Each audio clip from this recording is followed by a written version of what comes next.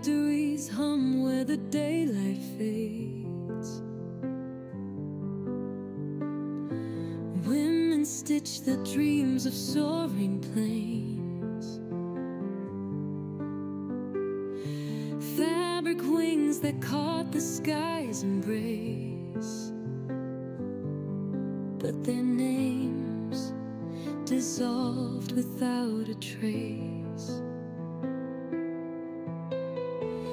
Thread and needle sang through the silent halls. Hands of steel behind those fragile walls. The weight of flight was sewn with care,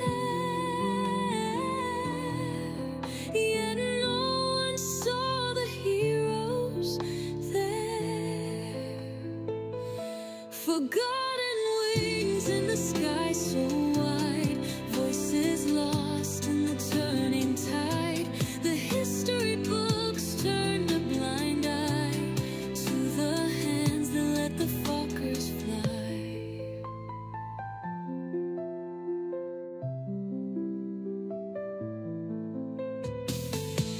Dust and shadows where their stories rest.